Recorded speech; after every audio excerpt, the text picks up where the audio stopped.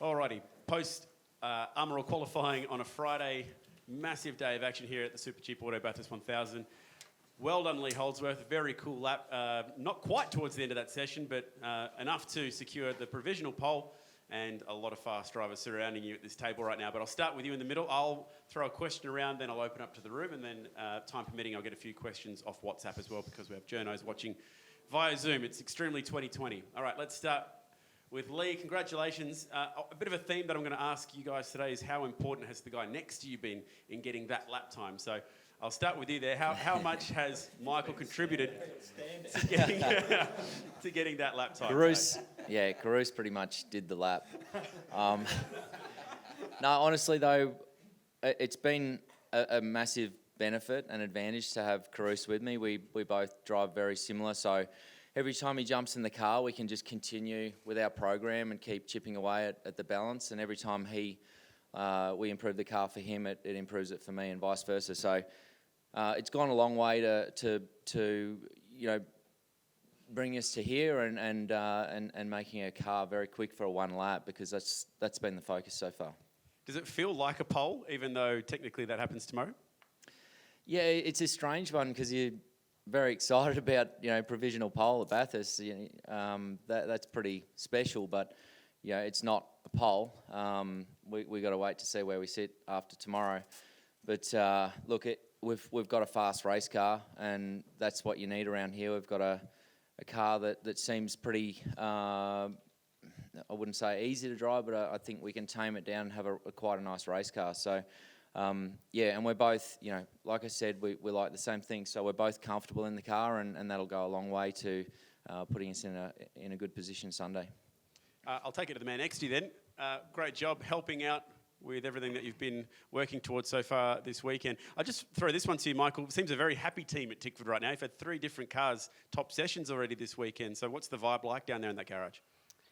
I guess we're focusing on our car, to be honest. I mean, we all hang out, and all 8 of us in the A trailer, which is pretty tight. But no, look, everyone's getting along well. They've been consistently, progressing forward, I think, this year, and they've shown that with their results. So, obviously the vibe's going to be good, when the cars are running well, and, obviously Cam's coming off a win. So that helps. As we know, this year's been a difficult year with COVID, particularly, the Victorian teams being away, I think, 100 days or so now. So I think that helps in these scenarios. A lot of people away from their loved ones. So it can only help. All right. Can you guys slide the microphone to your right, please? And I'll throw one down to Shane Van Gisbergen. Again, same question, just to build on that theme. How closely have you been working with Garth on that setup, and how much has he contributed to you being comfortable in the car today? Yeah, you're kind of echoing what the other guys said, but extremely important. Our car wasn't that good yesterday morning, so we both had the same feelings, and we've both been chipping away. But you see these 3 guys, and Will Davo's a standout, and all guys that probably are good enough or should be in a full-time ride. So it's good having that with Garth. We've been saying the same thing, working on the same direction in the car, and liking the same way that the setup's been trending. So yeah, it's been really good couple of days, and I think where we were yesterday morning to now, we've really caught up. It feels like every single person who wasn't in a race car at least just went, when it rained at the very, very end of that session. Was it a similar feeling for you in the driver's seat? Well, yeah, it's a real rush around here, and you go out. My second run was pretty good, and you think, how am I going to beat that? And then naturally the time just comes as you progress, like track's rubbering in, some cloud came, the cars are getting lighter, and it's just an awesome feeling here qualifying, and my engineer's a bit of a gypsy. I don't get new tyres very often, so having 4 in a row there was pretty awesome. And the last set I was pretty pumped up for, and had a good toe lined up, but it got rain down the hill, and that was that. But we were just saying it's going to be interesting. I think 2015 we had the same thing, where it could be weather affected shootout, and it's just a lottery what end of the show you are. So hopefully it falls our way, and down the end it's starting to dry up or getting cooler, whatever. But hopefully everyone gets a fair shot at least. Yeah, imagine if we had that happen in a shootout. That'd be what just happened. That would be awful. It's happened before. Yep, absolutely. Let's go to Garth. GT, let's just talk about the program that you guys are running without going into too much detail, but how much were you able to contribute to not just the setup, but ticking all the other boxes that you need to tick before you go into a race? Oh, yeah, look, my My role is just to work on the race car, make sure we get the car as good as we can get it as a race balance. And like Shane said, something we've both been working on. So we both drive the car the same, so we can, if I feel like the car's getting better, it's going to be better for Shane. So my role is very much worry about the race car. Don't need to worry about the Hollywood lap times for me. I'm got my role and I'm very happy with it. Just looking forward to doing more work tomorrow. All right, good job so far. I'll take it over to the Shell boys, and we'll start with you, Scott. And again, 3 very experienced co-drivers. How have you found working with a guy who's got as many laps as Tim has? Yeah, it's been awesome. I think feeling really relaxed with Tim in the car. Not that I wasn't with Alex, but I think having a co-driver now that's basically a year out of the main game or something like that. I think Tim's one of the freshest, but all the guys in the top 5 basically are guys that have been in the main game since or just been out from 18. So it's important to have that. Tim, very similar to Garth, been working on a race car, feeling pretty good about it. And in some ways, we're a bit nervous about me maybe driving a bit different to Slady, probably heading in. There's a lot of stories out there that I like a loose car or whatever like that. So I think for Tim, it was nice to jump in the car and we're talking the same language. We're saying the same things about the car, and he's doing a phenomenal job. So, yeah, it gives me a lot of confidence to go out there in a qualifying session and have a big go. And, and I'm sure it's the same for these guys next to us. All right, well done. I'll get a word from Tim. Hey, man, big week, huh? Yeah. It's been crazy. It has been a big week, bit of a blur. Yep. How are you handling that? I mean, for any new father, it's a pretty crazy time, but for you to go from that into this is, well, you tell me how it is. I feel like a father. I've seen the little fella for a few days and then come down here, and obviously when they're so fresh, you don't really have that, any interaction. They're just like a little alien that's, come to Earth, and they don't really know what's going on. So a few nights in hospital, a couple of nights at home, and then down here. So I'm just glad they moved the race back a week. Otherwise, it would have been a bit of a stressful time because it wasn't straightforward. So I was happy that could have been there, to support Danny, and then she knows this is a big. Well, it's a priority. It's the main focus for the year. So, there's no dramas. She's got lots of support at home, and, it's happy days. Can I take you back to when you very first walked through the door at DGR Team Penske, the first time to the workshop? What was that moment like, and what grabbed you that day when you walked in compared to the other teams you've driven for? It's nice and white and shiny. It was, I guess... Yeah, you don't have to spend long there to realise, why they're as successful as what they are. They've got a really good bunch of people.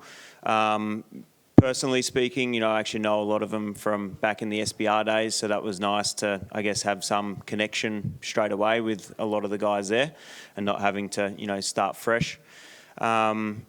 That's pretty much it. Managed to do a few laps at the start of the year, which was nice to get a bit of a taste for the car because it is actually quite different to what I've had the last few years. But then that was back in February or March or something. So, it was a bit to get your head around in the early laps. But pretty comfortable now.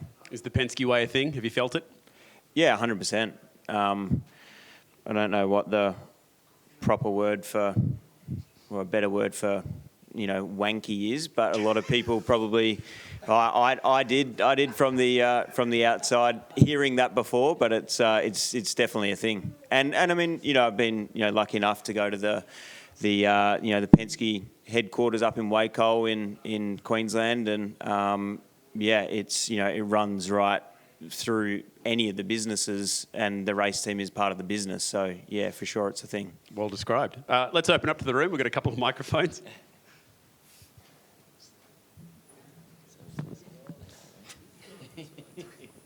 Shane. Congratulations, Lee, too. Shane, you spent a bit of time up at the top of the mountain. What was it like being up there and watching Garth go around? It was pretty special, pretty different coming down, avoiding the police. But got told to come down pretty quick. But I've been up there for the 12-hour before, and it's awesome. Went up there this year, but a supercar is something else. Like the way they move around, and you forget how fast they are. You obviously drive them, and they're fast. But when you see them outside the car, like it's unreal. And we went to the chase illegally as well and stood beside the track, and holy shit, they're flying down there. It's like at the turning for the chase, you know, they're coming head on, and yeah, they just sound awesome, and they're flying past, and you just go, you know, it's you don't feel that in the car. You get used to it. You know, the first lap through the chase is always quick, but when you see them in person, it's yeah, it's really cool. So yeah, I wasn't up there very long, but it was pretty special. Lee, Chad mentioned before the Tickford cars have topped every session bar one this weekend. Has there been much communication within the team about setups, or is that just how good the base car is at the moment? Yeah, we'd be silly not to be sharing information to try and help each other go quicker. Yeah, it's a fairly open discussion when it comes to debriefs, and the engineers, you know, relay information during the session. So, you know, what one car learns can, you know, translate onto another. But we've gone through our own program, and sometimes it's best just to stick to your own path, and that's what we've done this weekend. Funnily enough, all cars have ended up, you know, fairly similar. So, yeah, they're all working well. They've been very strong the last, they've been building up every round, getting stronger and stronger. Certainly Cam has. We had a bit of a lull, but I feel like we've found our feet, especially getting a green tyre to turn on, which has been a massive struggle for the 5-car the last few rounds. So, yeah, they're very similar at this point. Lee, why did you decide not to go out for one last run like the rest of the field at the end there?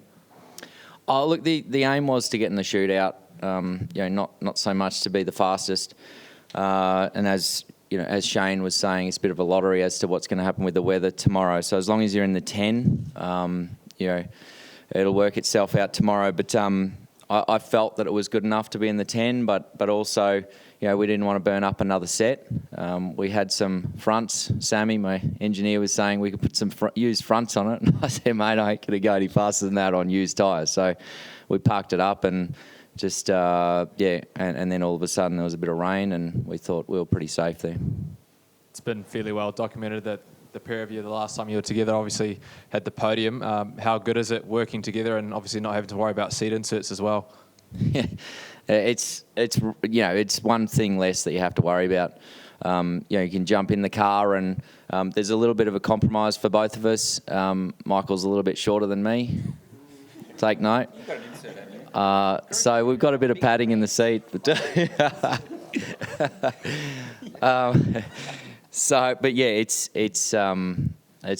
just good fun. You know, we've been enjoying ourselves, and in the lead up to the race, it pays to be in the right frame of mind and be enjoying yourself, because you really like to soak up the atmosphere. Even though there's a lot less atmosphere this weekend, you still have to take it all in, because it's the biggest week of the year and the biggest race of the year. So if you don't enjoy it, you probably won't do too well. Just a question for all of you. If the last couple of minutes hadn't have been raining, what was a time prediction? Anyone? Yeah. Threes? I would have thought they'd be breaking the threes. Yeah, we'd be breaking them. Scotty? Yeah. Yep. Shane?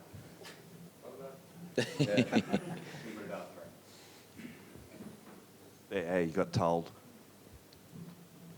See, co-drivers help. We got any more? I've got one more. Oh, yep. In the corner, please. You guys have been coming here for a while. What's it been like this weekend, particularly with just the restrictions in place? What's it been like for your atmosphere? Looks like GT's getting given the mic there. I'll just adjust this to a normal height. Look, I think there's no doubt it's obviously very different being around the paddock. That's probably the biggest thing, is just between the trucks and the back of the garages, obviously. Not having that atmosphere around in the build-up to like qualifying.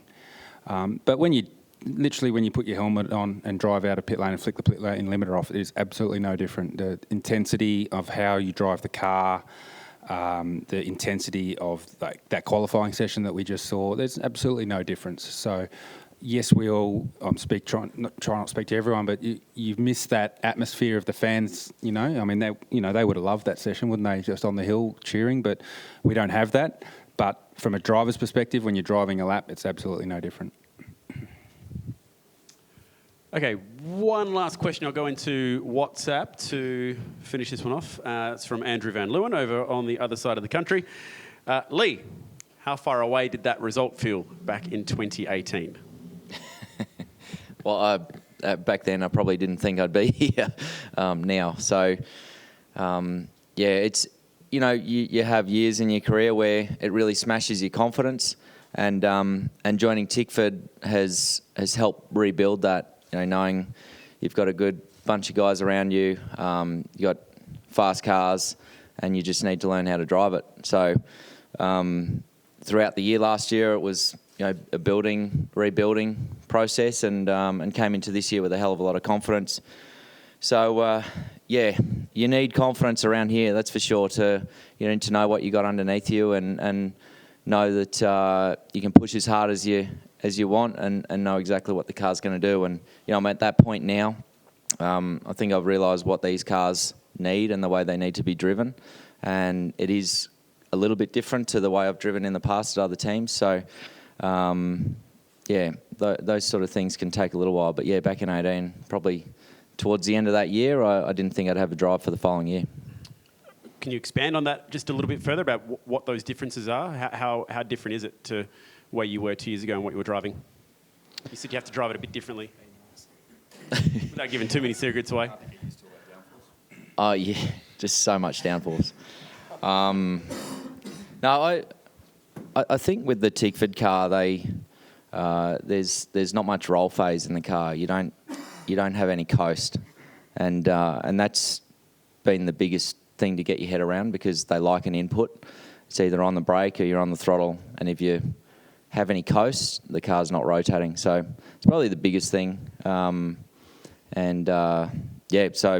that's hard to get your head around sometimes, and you sort of just need to let your body process it, let your mind process it, and it comes to you over time. Okay. Finally, how important is a lap like that? I know it's only one lap, to making sure there are future deals, or is that too big of a stretch? Oh, look, I know I've got a deal next year at Tickford Racing, so, you know, I'm not thinking about that stuff right now. That stuff all works itself out. If you got speed, you're getting results, your career goes on. All right. Well, we'll see you tomorrow for what's going to be a very big arm roll shootout. Thanks, guys. Thanks.